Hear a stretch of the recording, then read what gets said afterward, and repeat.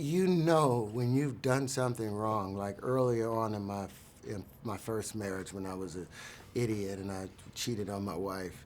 You know, you still expect, you want good things to come, but you know that you have to pay for what you've done. Until that moment, you're always in expectation of the recompense of your action. As a guy who is now growing up, I'm in my 30s now, I'm starting to realize what you're trying to say. And I realized it in this movie. And I see that you and Colin, two guys who march to the beat of their own drum, who've made mistakes, who've made their own decisions. I saw through your performances that you guys look like you're in a place in your life where you're kind of personally stable, personally grown up, but you seem to have strength built on pain of maybe regrets or things that you've done in the past, and I saw that in this movie. We're gonna let this interview go a little bit longer.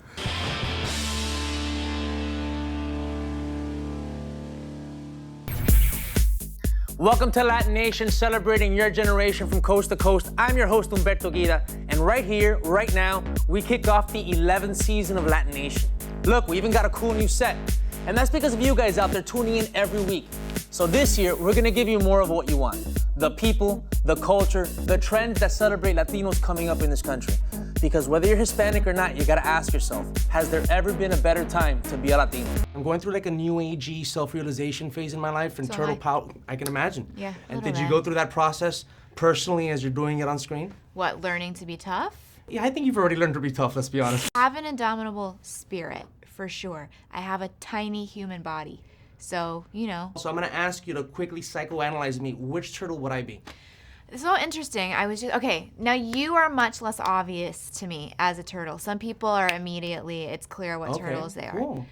I feel like the vibe that you're giving me now, you definitely have Mikey in you, for sure, 100%. Fact.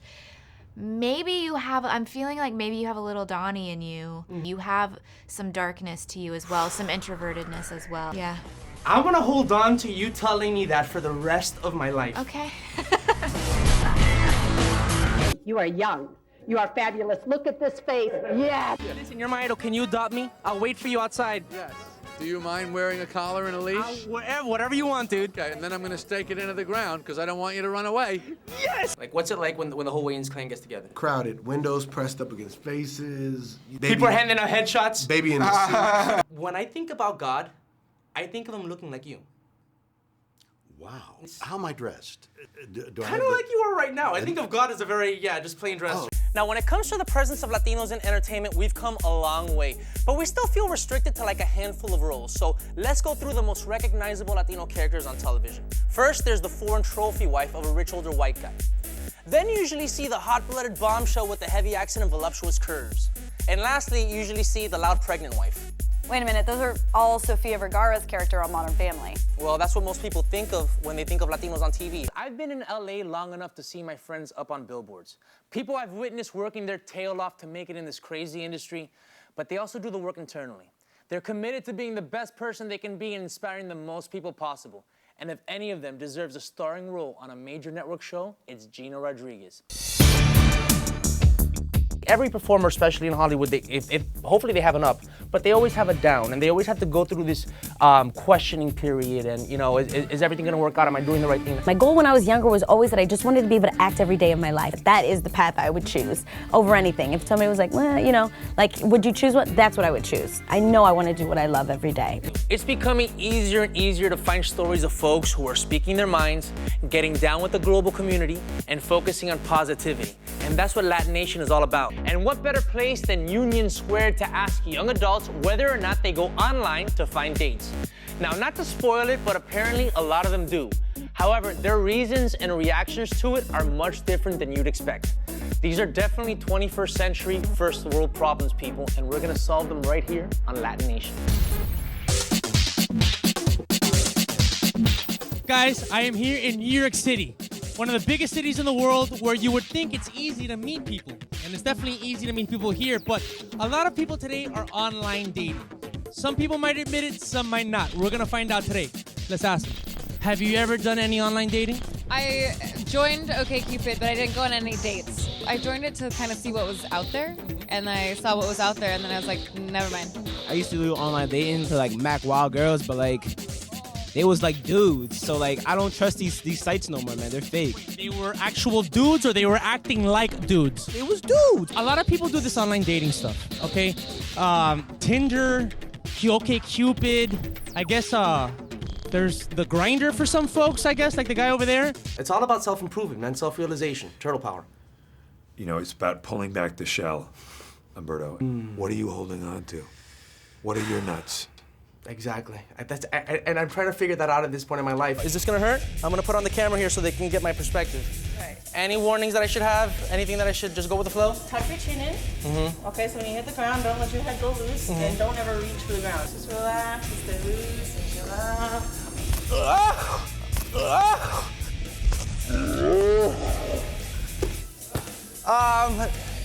She swept me right off my feet, as she does most people, most guys. Now up next, you all get to see me in some compromising positions.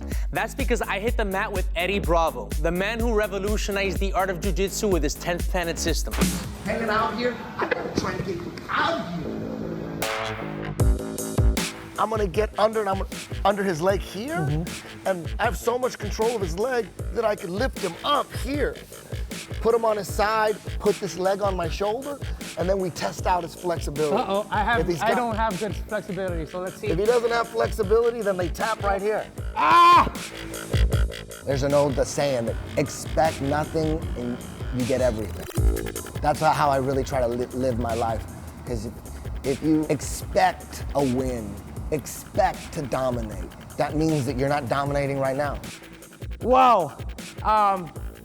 I feel like I know you so much better now. Would you like a cigarette? More and more people around the world are turning to alternative means of therapy, and sometimes that includes psychoactive plants and ancient indigenous ceremonies as a means of confronting deep emotional issues. And we sat down with the director of a documentary called Little Saints to understand why these ceremonial plants find themselves at the center of a global discussion in regards to the future of psychology and holistic medicine. My name is Oliver Quintanilla. I'm an independent filmmaker, and I've been working on a project for a long time about shamanism and the use of psilocybin mushrooms. There was one moment where there was like a light that started forming. And the light got huge, and I got enveloped by the light, and it was like I was looking into the sun. Physically, my eyes felt like I was looking into the sun, so much so that I had to open up my eyes, and I realized, no, I'm in a dark room in a house where everybody's, on ayahuasca. Wow. So they don't care about Hispanics. Why do you think that? Tell us. Nah, it's just that they don't, because everybody that gets in elections is always white. That's it. Barack Obama happens to be black. I was going to point that out to him, but I think he ran off. During the campaigns, they have held it against Barack Obama that he gives good speeches. Like, if that's a bad thing. After 8 years of a president that can't put together a freaking sentence, I don't mind a guy that can give a good motivational speech, because in the end, our leader motivates. That if you look him up on the internet and put Rudy Giuliani in a dress, you'll see at least 3 pictures of him in drag. Hey, once fine, twice maybe, 3 times a lady. They don't want the DREAM Act. They kind of seem to be standing in the way of any progress when it comes to, sure, minorities and poor, but mainly Latinos. Let me ask you a question. Would you ever date a guy that's shorter than you? I have dated guys. Well, let me see how much shorter That's you than I am. That's a very specific question. Let me just get in the middle here. Amy, you get up too. Get up for a second. Let me see. Jeez. Okay. So I'm too short for you, right? No. Be honest. No? No. Listen, have you ever tweeted something that you regretted, that you did like emotionally, and then after you posted it, you were like, oh my God, I shouldn't have posted that? Like, you're like, oh, why did I post that picture of myself? Things like that? Occasionally. I waited until marriage and stuff. You waited until marriage? For what? I'm not sure what you're talking about. Like, to like have sex and stuff. You waited until marriage to have sex? Everybody, look, supposedly there's one girl who waited until marriage to have sex. You make all Latino parents proud. No, I'm not saying me because I'm not married. I'm saying my mom said that. Oh, your mom said that she waited. Yes. Okay, that you know, let me tell you something. That was total BS. So, has anyone ever played Quidditch? Yes, I'm talking about that mythical sport played by the houses of Hogwarts School of Wizardry in the Harry Potter books and movies. Well, people are actually enacting a real-life version of this sport, and it's becoming a phenomenon, taking over athletic fields all over the country. And I went out and played it with a group of some of the most athletic nerds I've ever met in my life. You want to know how I did? Here it is. Check it out. Ready? So he's gonna probably catch passes. He's gonna try to score goals. He's gonna try to make some tackles on defense, mark up man-to-man coverage, that kind of thing. and he might get tackled himself. Ah! The hardest thing, honestly, is the most mundane part of this thing. Keeping the broomstick between your legs, to me, is like the hardest possible thing that you could possibly do in your life. So you have to stay on the broom at all times, which means you usually have to catch with one hand. So that can be really tough to adapt to, but we kind of liken it to dribbling in basketball. It's that kind of handicap, so you can't just bolt down the field and score. We try to make it a little bit more complicated like that. Did you get it on camera when I got pegged in the face? Ah!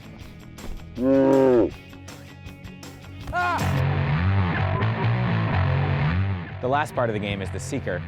You may remember from the movies that was Harry Potter's position. Catches the snitch and ends the game. So now I'm the seeker. I need to grab the snitch. Show the tail, Tony.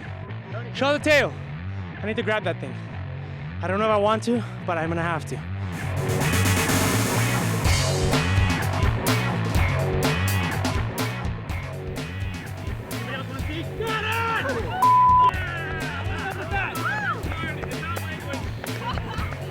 All right, guys, game starts in 3, 2, 1.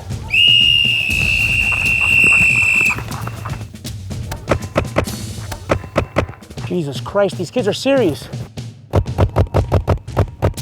I think our host, Humberto, might want to kind of hang back and kind of take it easy. He doesn't want to get out there because naturally he's going to get all shot up. One unexpected problem is that my gun went from semi-automatic to fully automatic. I have no idea how that happened.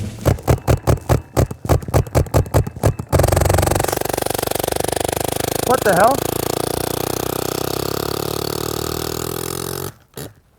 And remember to check us out at LatinNation.tv and like us on Facebook and Twitter. Plus hit me up directly on Twitter at Humberto Guida. So leading us out on our season premiere is one more treat. A look inside a life-changing event I was able to participate in this summer. It's called Burning Man, a week-long arts festival and probably the ultimate counterculture event that goes down every year in the Black Rock Desert of Nevada. And I'm not sure words can do justice to this very surreal experience, so we're leaving you with a montage of moments from what I saw. Till next time, peace.